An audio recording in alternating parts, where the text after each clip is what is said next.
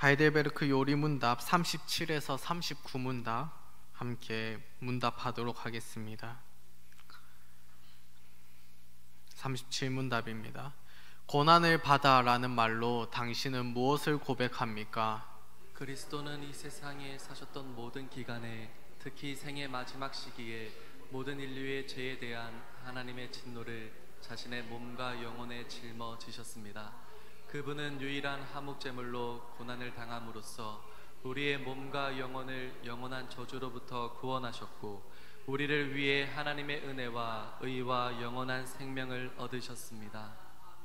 그분은 왜 재판장 본디오 빌라도에게 고난을 받으셨습니까? 그리스도는 죄가 없지만 세상의 재판장에게 정죄를 받으셨으며, 이로써 우리에게 임할 하나님의 준엄한 심판에서 우리를 구원하셨습니다.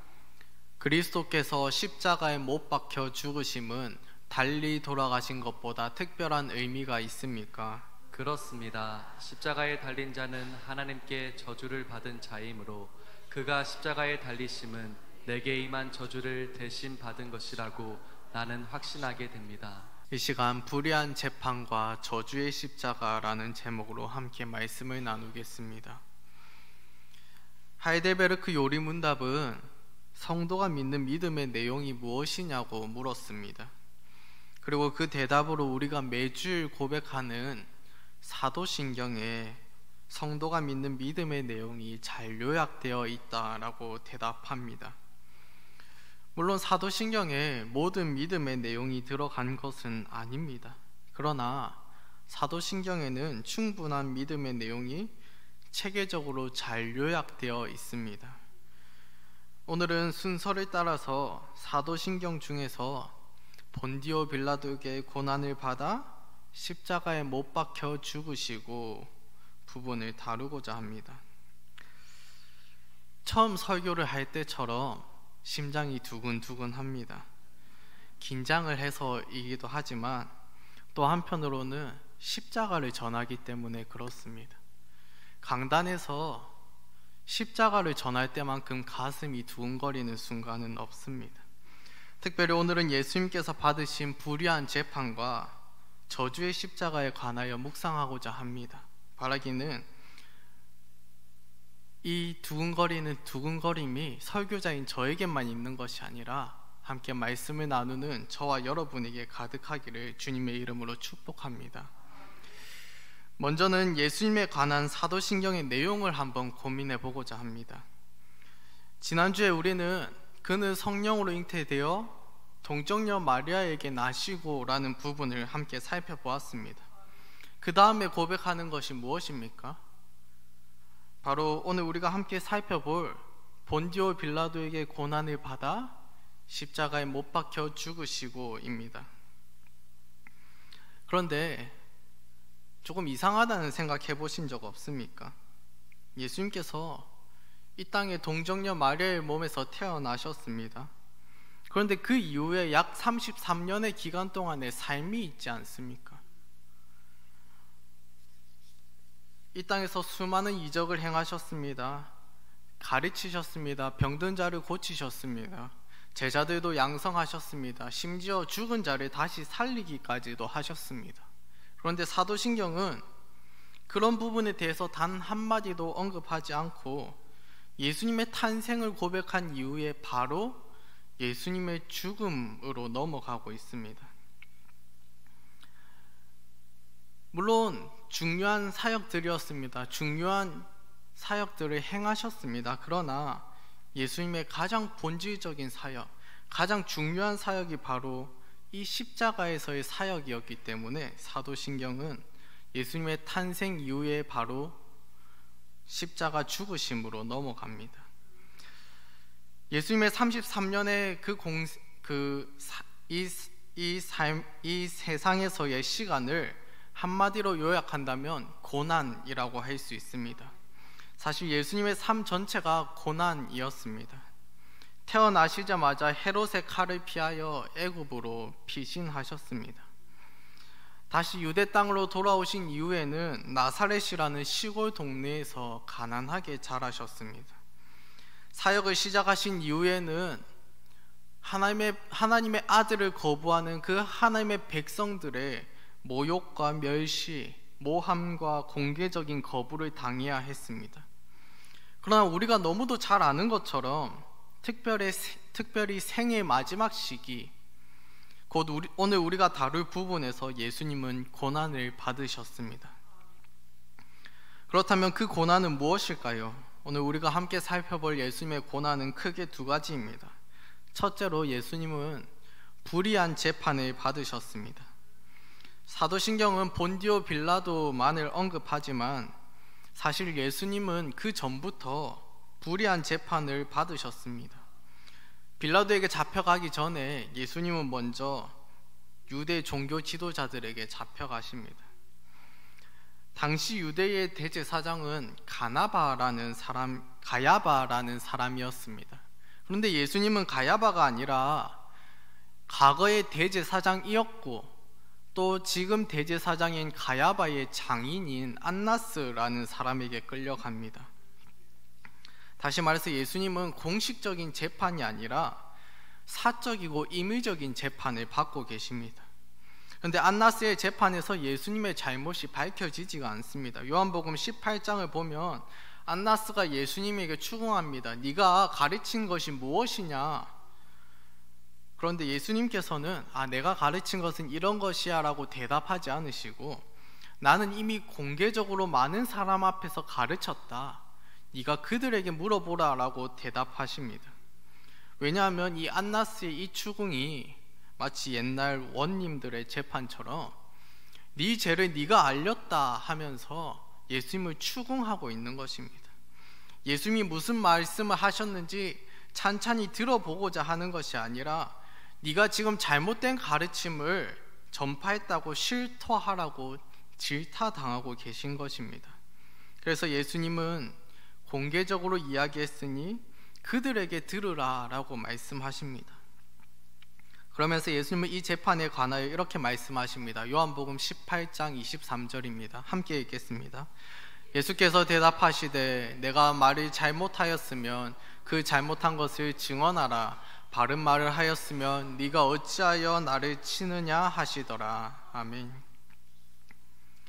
예수님의 말씀에서 드러난 것처럼 이 재판에서 유대인들은 예수님이 잘못한 것을 찾아내지 못하였습니다. 마가복음 14장 55절을 보면 대제사장들과 온 공회가 예수를 죽이려고 그를 칠 증거를 찾되 얻지 못하니 라고 기록합니다. 다시 말해서 유대인들은 불의한 재판을 했음에도 불구하고 예수님의 죄를 입증하지 못했습니다. 그런데 예수님을 이들이 총독 빌라도에게 넘깁니다. 당시는 관습적으로 유대 종교 지도자들이 사내들인 공회에서 종교적인 문제로 제목을 확정하고 형을 확정하면 이것을 총독에게 넘깁니다. 그러면 총독은 그냥 종교적인 문제이기 때문에 그냥 땅땅땅 도장을 찍어주는 역할만 했습니다. 그런데 사내들인 공회에서 유대 지도자들이 죄를 발견하지 못했습니다. 제목도 확정하지 못했습니다. 형도 정하지 못했습니다. 그런데 이들은 예수님을 빌라도에게 넘겼습니다. 그리고는 십자가에 못 박으라고 압박했습니다. 그러나 빌라도의 재판 결과는 무죄였습니다. 요한복음 18장 38절입니다. 유대인들에게 나가서 이르되 나는 그에게서 아무 죄도 찾지 못하였노라. 빌라도도 예수님의 죄를 찾지 못하였습니다. 그러나 계속되는 유대인들의 압박에 빌라도는 결국 무죄한 예수님에게 사형을 선고합니다. 그렇다면 왜 예수님은 이렇게 불의한 재판을 받으셨을까요? 함께 38문답을 읽겠습니다. 그분은 왜 재판장 본디오 빌라도에게 고난을 받으셨습니까?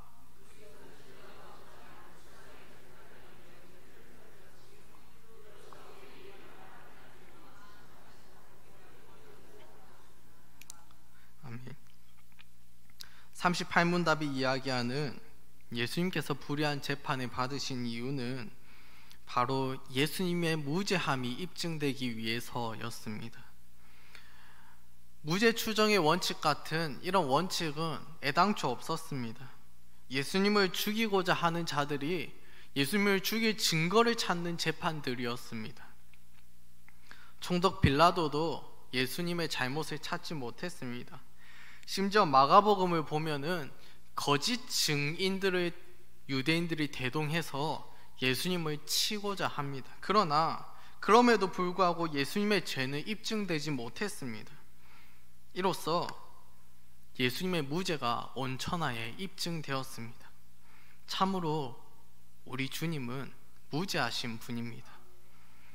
그렇다면 불의한 재판에도 불구하고 예수님의 무죄가 입증되었다, 이렇게 이야기가 끝나면 좋으련만 우리가 다 잘 아는 것처럼 그렇지가 않습니다.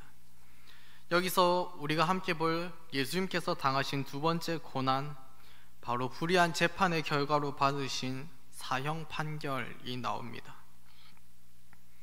빌라도는 예수님을 사형에 처합니다. 사형당할 만한 아무런 죄목을 발견하지 못했음에도 불구하고 의로우신 예수님께서는 사형을 당하셨습니다. 37문답입니다. 고난을 받아라는 말로 당신은 무엇을 고백합니까? 그리스도는 이 세상에 사셨던 모든 기간에, 특히 생의 마지막 시기에 모든 인류의 죄에 대한 하나님의 진노를 자신의 몸과 영혼에 짊어지셨습니다. 그분은 유일한 화목제물로 고난을 당함으로써 우리의 몸과 영혼을 영원한 저주로부터 구원하셨고, 우리를 위해 하나님의 은혜와 의와 영원한 생명을 얻으셨습니다. 예수님께서는 빌라도와 유대 종교 지도자들에 의하여 죽임을 당하셨습니다. 그런데 예수님의 이 죽음은 특별한 의미가 있습니다. 모든 사람은 죄가 있기 때문에 죽습니다. 그런데 우리가 방금 살펴본 것처럼 예수님의 무죄함은 불의한 재판임에도 불구하고 이미 입증이 되었습니다. 예수님은 무죄하신 분인데 죽임을 당하십니다. 인류의 죄의 대가, 곧 하나님의 진노를 대신 감당하셨습니다. 방금 읽은 37문답에서 이 예수님을 화목제물이라고 표현했는데, 흠없는 화목제물, 다시 말해서 죄 없으신 예수님께서 화목제물로서 죽으셨습니다. 구약의 양이나 소가 화목제물이 되어 죄로 인하여 멀어진 하나님과 사람의 관계를 다시 이어주는 것처럼 화목제물이 되신 예수님께서 하나님과 사람의 관계를 다시 회복시키셨습니다. 여기서 우리는 복음의 깊은 은혜를 누리게 됩니다. 하나님과 다른 신의 다른 점이 무엇입니까? 누군가는 이렇게 묻습니다. 하나님께 뭔가 드려야 진노가 해결된다면, 진노가 풀린다면 다른 신과 무엇이 다릅니까? 한번 상상해 보십시오. 폭풍으로 인하여서 높이 솟은 파도로 인해서 어부들이 물고기를 잡으러 나가지 못합니다. 이들이 어떻게 할까요? 제사를 지냅니다. 용왕님, 우리에게 바닷길을 열어주세요. 비가 내리지 않습니다. 농사를 지을 수 없는 상황이 계속됩니다. 어떻게 합니까? 기우제를 지냅니다. 하늘이시여 비를 내려주십시오. 간청합니다. 그런데 하나님도 마찬가지 아닙니까? 하나님도 뭔가를 바쳐야 이 관계가 회복되는 그런 신입니까? 라고 물을 수도 있습니다. 여러분은 무엇이라 대답하시겠습니까? 물론 하나님의 공의로운 속성 때문에 죄로 인하여 멀어진 우리와의 관계를 그냥 없던 일로 할게 하실 수 없습니다. 이 관계를 회복하기 위해서는 중간에 화목제물이 필요합니다. 그런데 하나님이 이방 신과 다른 것은 하나님께서 화목제물을 정하시고 하나님께서 친히 화목제물을 먼저 주셨다는 것입니다. 심지어 그것도 그 화목제물로 자신의 귀한 아드님을 주셨다는 것입니다.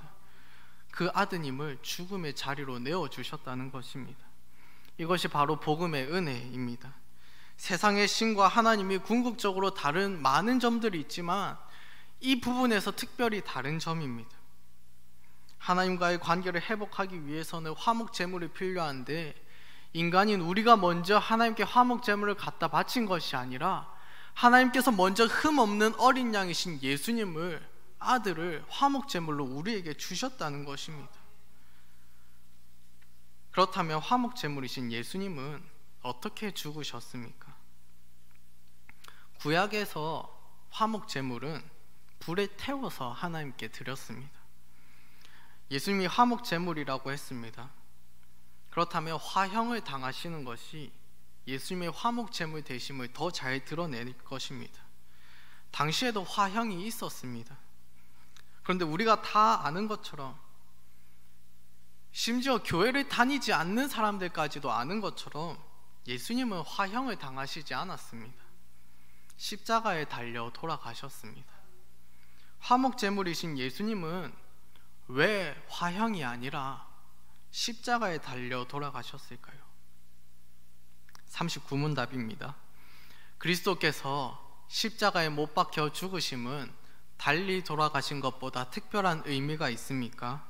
그렇습니다. 십자가에 달린 자는 하나님께 저주를 받은 자이므로 그가 십자가에 달리심은 내게 임한 저주를 대신 받은 것이라고 나는 확신하게 됩니다. 아멘. 39문 답에서 묻습니다. 예수님은 십자가에 달려 돌아가시는 것이 다르게 돌아가시는 것보다 특별한 의미가 있습니까? 라고 묻습니다. 그리고 39문 답은 첫 번째 대답으로 그렇다라고 대답합니다. 무슨 의미가 있을까요? 예수님께서 십자가에 달려서 돌아가셨습니다. 단순히 그것이 당시의 사형 방식이어서가 아닙니다. 당시에도 화형이 있었습니다.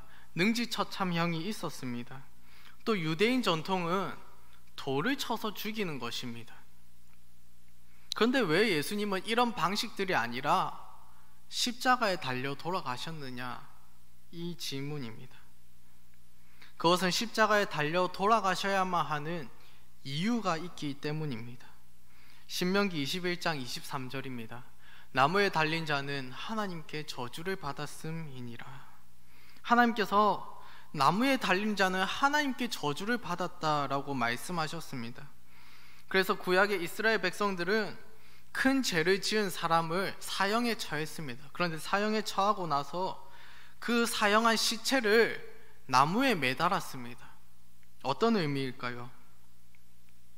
마치 이런 것입니다. 하나님, 우리가 이 사람의 육신은 이 사람의 죄 때문에 우리가 벌했습니다. 그런데 이 사람의 영혼은 하나님께서 벌해 주십시오, 하나님께서 저주해 주십시오 라는 의미로 그 사람의 시체를 나무에 매달았습니다. 나무에 달린 사람은 하나님께 저주를 받아 죽은 것입니다.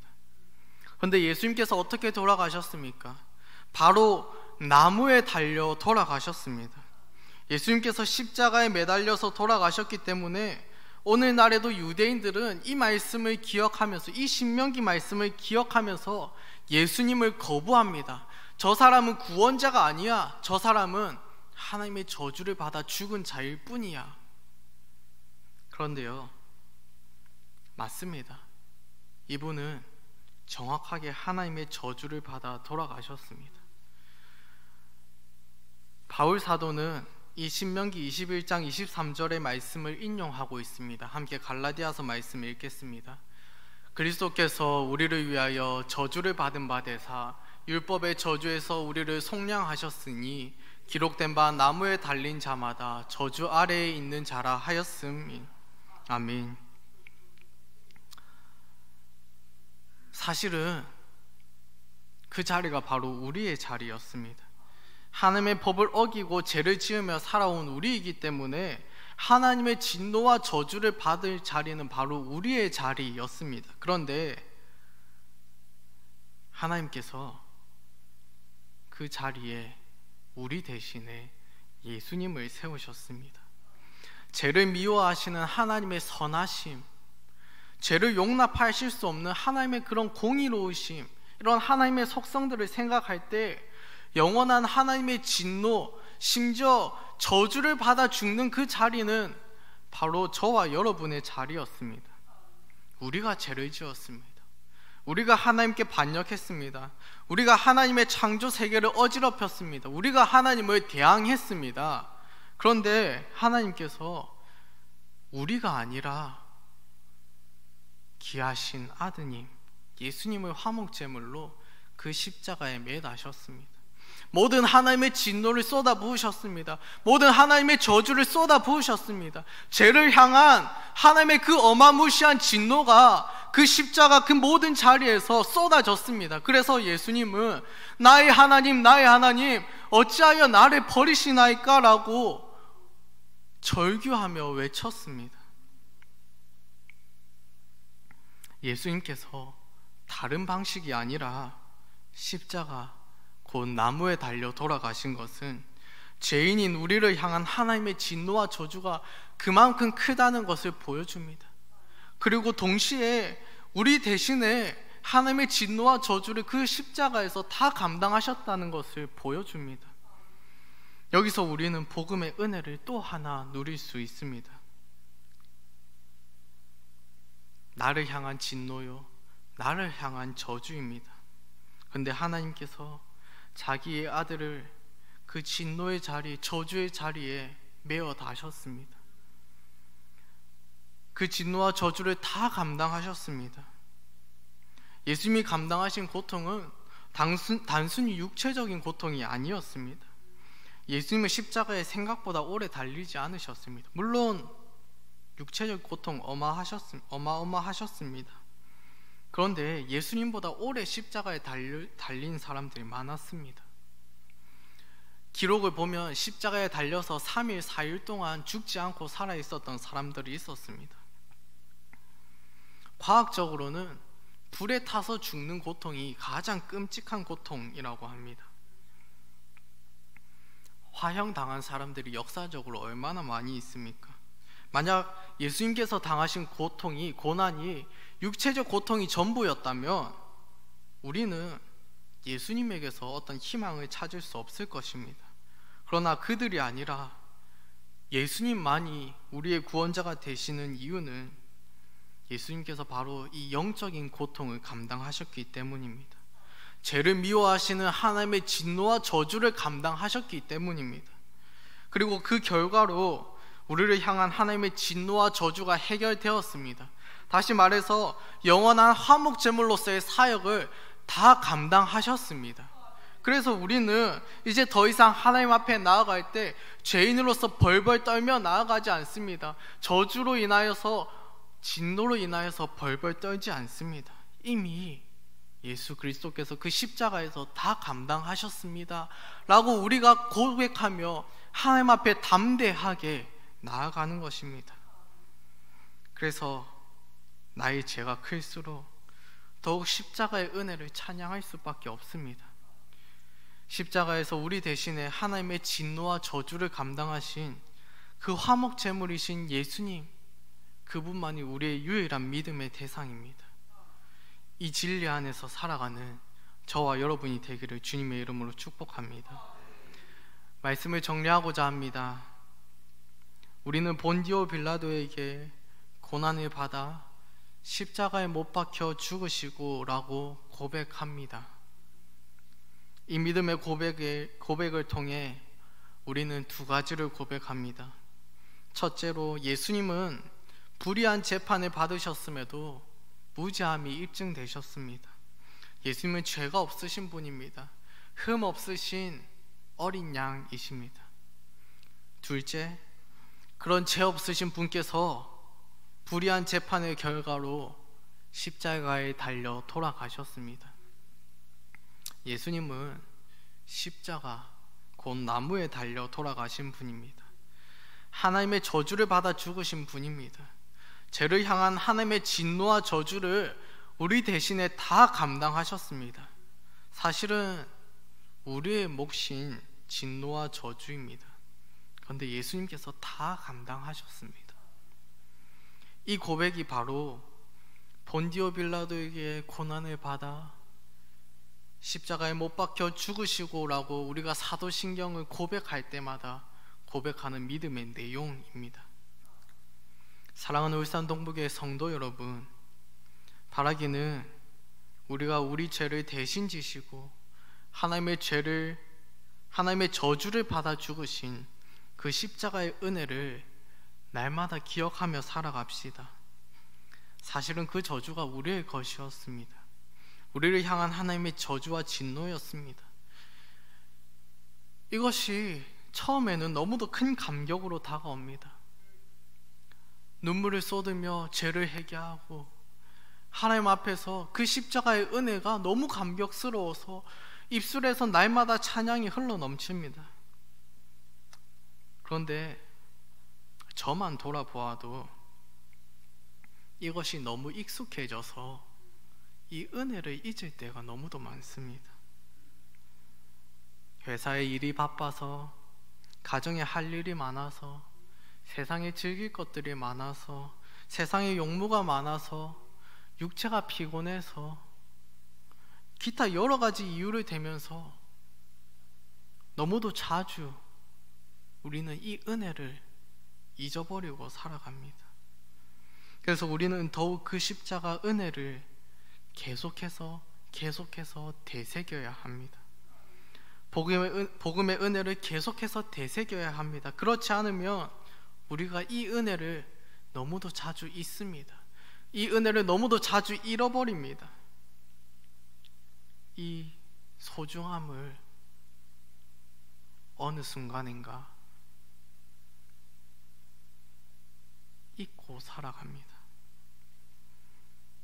바라기는 사랑하는 울산 동부의 성도 여러분, 우리가 날마다 매 순간순간마다 이 십자가를 바라보기를 주님의 이름으로 축복합니다.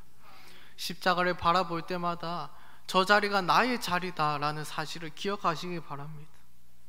그리고 그 은혜를 되새기면서, 그 은혜를 묵상하면서, 그 은혜를 잊지 않고 날마다 기억하며 살아가는 저와 여러분이 되기를 소원합니다.